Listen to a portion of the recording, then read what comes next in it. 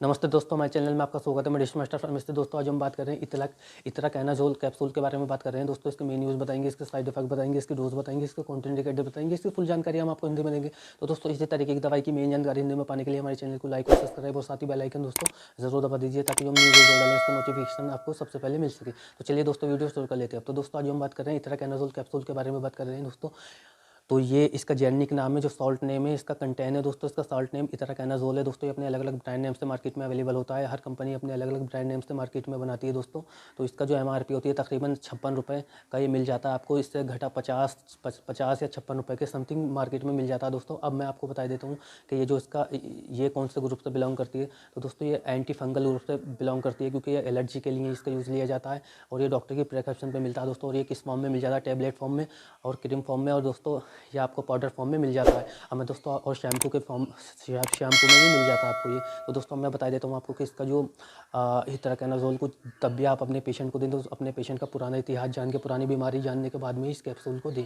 तो दोस्तों मैं बता देता हूँ इसका जो यूज़ लिया जाता है इतराकेनाज़ोल का। तो दोस्तों इसका जो यूज़ लिया जाता है वो फंगल इन्फेक्शन में इसका यूज़ लिया जाता है। जो नाखूनों में हमारे कवक हो जाता है उसमें इसका यूज़ लिया जाता है, या स्किन पे खुजली खुजाट होती है उसमें इसका यूज़ लिया जाता है, या दाने निकल जाते हैं उसमें इसका यूज़ लिया जाता है।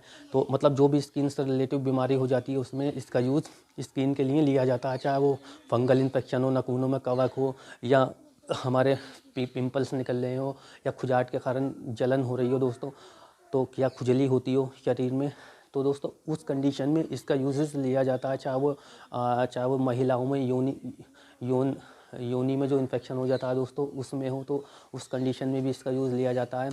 या दोस्तों आपके झंगासे आ गए हैं उसमें भी इसका यूज़ लिया जाता है, यानी कि स्किन से रिलेटिव सब बीमारियों में इसका यूज़ लिया जाता है। फंगल इन्फेक्शन में इसका यूज़ लिया जाता है। अब मैं दोस्तों आपको इसकी कुछ डोज बता देता हूँ। तो दोस्तों अब मैं इतराकेनाज़ोल की आपको डोज बता रहा हूँ। तो दोस्तों इसकी जो डोज होती है इसे दिन में 2 बार लेना होता है, और दोस्तों इसको खाना खाने के बाद में लेना होता है दोस्तों। अब मैं आपको बता देता हूँ दोस्तों, इसको जो डॉक्टर प्रिस्क्राइब करते हैं तो इसे दोस्तों इसे दो या 3 दिन या 4 दिन तक इसको चलवाते हैं दोस्तों डॉक्टर।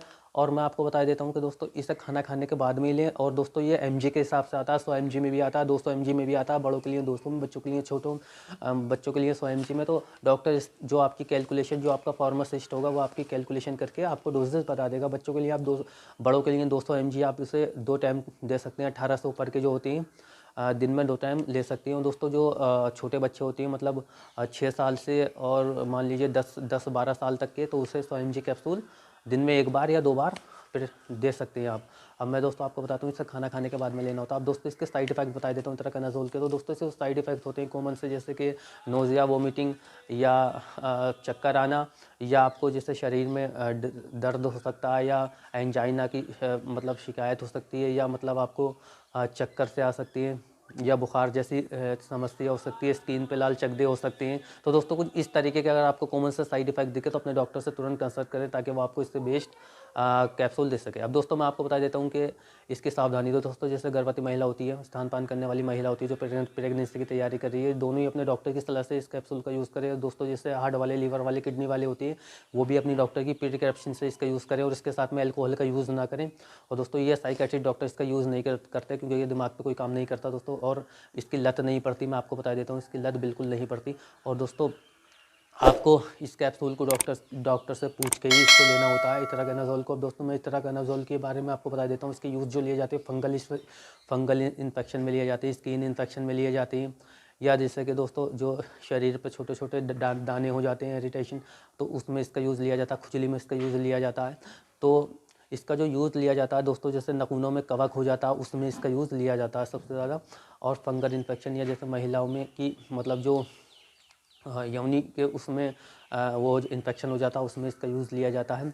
और दोस्तों जो स्किन पे खुजली होती है, इरिटेशन हो जाती है, उसमें मतलब कि ये एलर्जी कंडीशन में इसका यूज़ लिया जाता है। तो दोस्तों अगर इतराकेनाज़ोल के बारे में अगर आपका कोई सवाल है तो आप हमें कमेंट बॉक्स में लिख के पूछ सकते हैं, हम इसका आपको ज़रूर जवाब देंगे दोस्तों। तो इसी तरीके की दवाई की मेन जानकारी हिंदी में पाने के लिए हमारे चैनल को लाइक और सब्सक्राइब और साथ ही बेल आइकन दोस्तों ज़रूर दबा दीजिए, ताकि जो न्यू वीडियो डालें उसका नोटिफिकेशन आपको सबसे पहले मिल सके।